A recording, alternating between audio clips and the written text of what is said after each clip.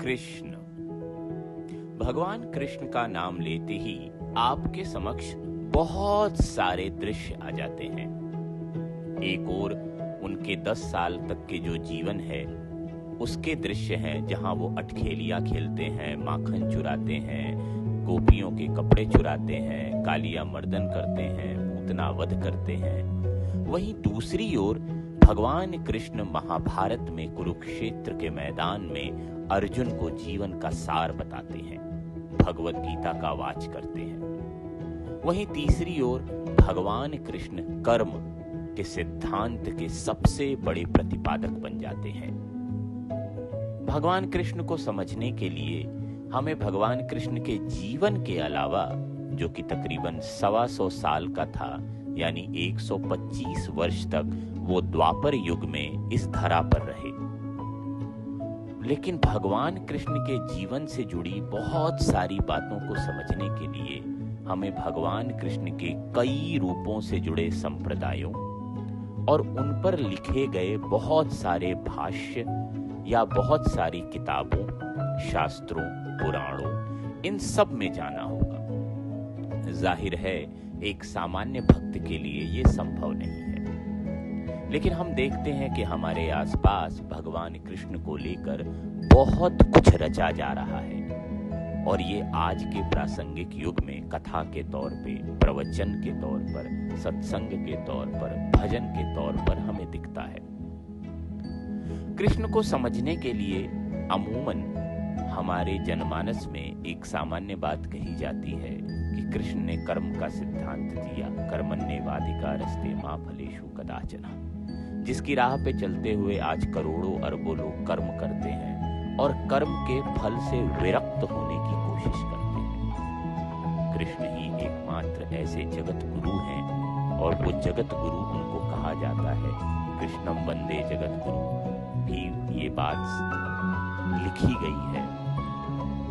कृष्ण हमें कर्म का सिद्धांत देते हैं, लेकिन साथ ही वो हमें विरक्ति का मार्ग भी देते हैं, और यही कृष्ण की सबसे बड़ी खासियत है। जो कृष्ण कुरुक्षेत्र के मैदान में ये समझाते हैं कि आपको कर्म करते वक्त किसी भी प्रकार के फल की इच्छा नहीं करनी चाहिए, वही कृष्ण जब भक्ति रूप में परिवर्तित होते हैं तो हरे रामा हरे कृष्ण की जो तान है उसको सुनकर आप सभी तरह के कर्मों से विरक्त होकर केवल उनका नाम जपते हैं। कृष्ण से जुड़े संप्रदायों में उनके विभिन्न रूपों की पूजा की जाती है, चाहे वो बहुत प्राचीन निम्बार्क समुदाय हो, चाहे वो बहुत प्राचीन पुष्टि मार्गी वल्लभ कुल हो, या उनसे जुड़े हुए बहुत सारे जो मंदिर हैं देश में, खासकर दक्षिण भारत के यूपी में उनसे जुड़े हुए जो 8 मंदिर हैं। अगर आप वहां जाएंगे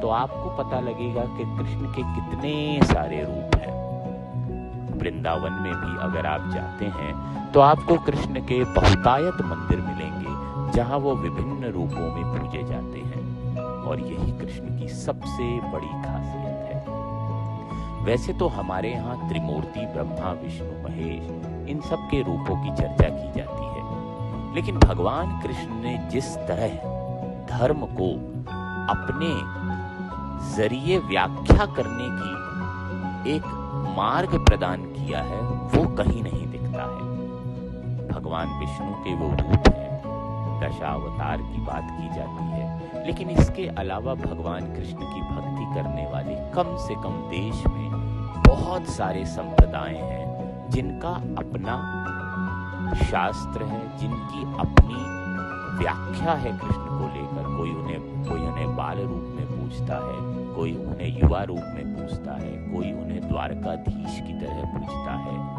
कोई उन्हें लड्डू गोपाल की तरह पूजता है।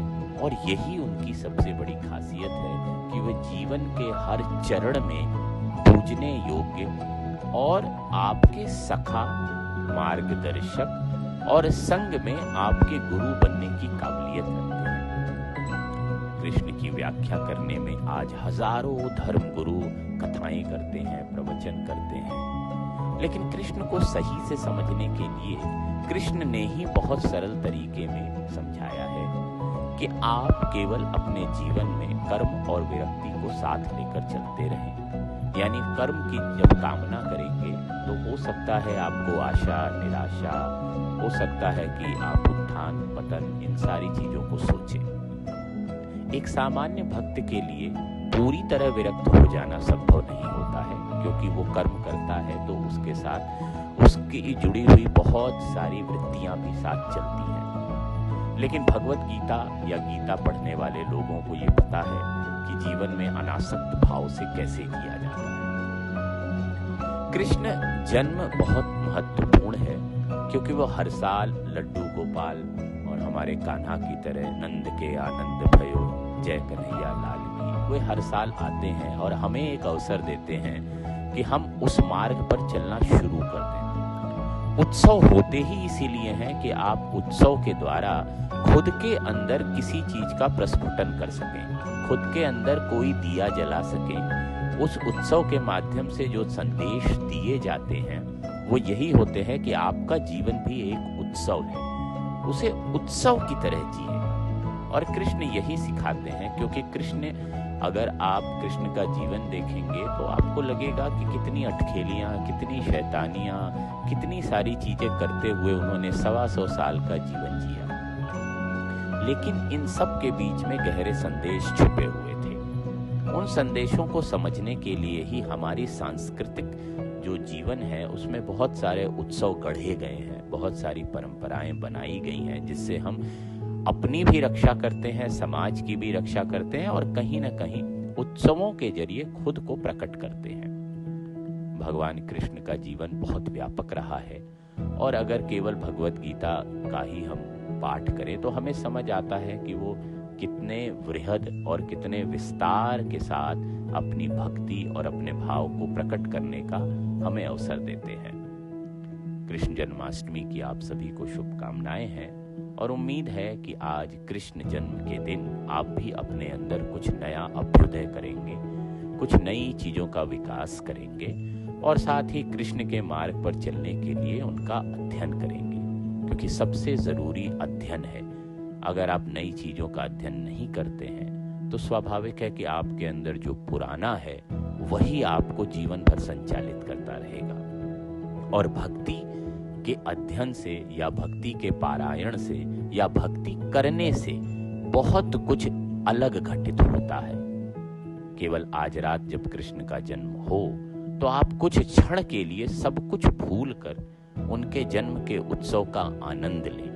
आपको लगेगा कि हाँ, हम अपने इस वजूद से अलग होकर भी बहुत कुछ महसूस कर सकते हैं।